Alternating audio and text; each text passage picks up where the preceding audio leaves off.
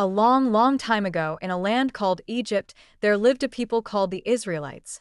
But things weren't easy for them. They were slaves to a powerful king known as Pharaoh. Pharaoh became worried because the Israelites were growing in number, so he made a terrible decision. He ordered that every baby boy born to the Israelites be taken away. But there was one brave mother who wouldn't let that happen. She loved her baby boy so much that she placed him in a basket and set him gently into the river Nile, hoping someone kind would find him. The river carried the basket along until Pharaoh's own daughter saw it. When she opened the basket, she found the baby inside.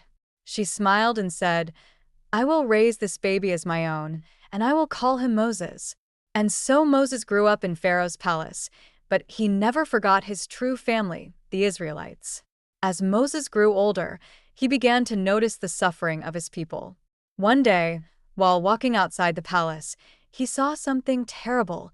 A cruel Egyptian was hurting a helpless Israelite slave. In his anger, Moses did something rash. He struck the Egyptian, and the man fell to the ground. Moses knew he had done wrong and feared for his life. So he ran away, far away from Egypt, to a place called Midian, where he hoped to start a new life. There, Moses became a shepherd, taking care of sheep. He even got married to a kind woman named Zipporah and found peace in the quiet hills. One day, as Moses was watching over his sheep on a mountain, something amazing happened. He saw a bush that was on fire, but the flames weren't burning the bush. It was glowing bright and warm. Moses stepped closer, curious. Then, from the bush, a voice called out, "Moses, Moses." It was God speaking to him. Moses was so amazed, he took off his sandals and listened carefully. God told Moses, "I have heard the cries of my people in Egypt. You must go back and lead them out of slavery. You will set them free." Moses was unsure. "But who am I to do this?" he asked. God reassured him, "I will be with you, Moses." And with that, Moses knew he had a special job to do.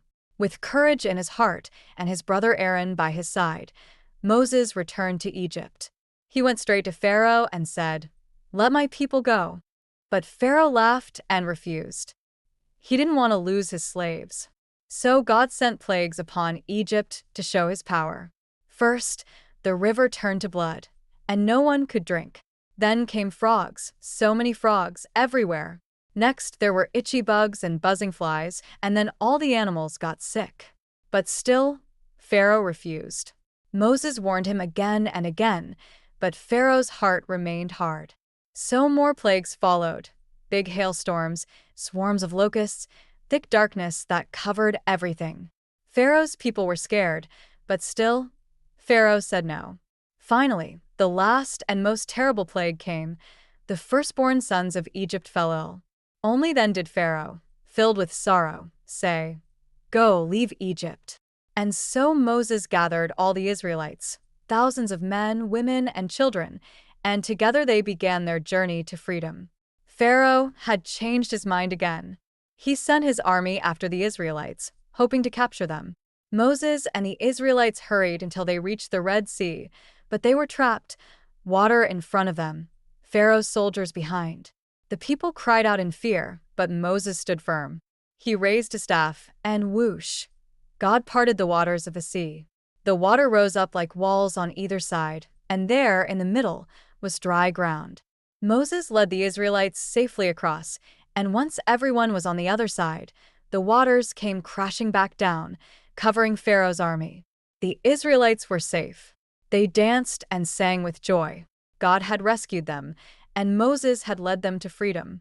Though their journey wasn't over yet, they knew that with faith and courage, anything was possible. Moses' story is a reminder that no matter how big or small we are, we can all be brave when we trust in God. Moses was just a baby in a basket once, but he grew to be a great leader who helped free his people.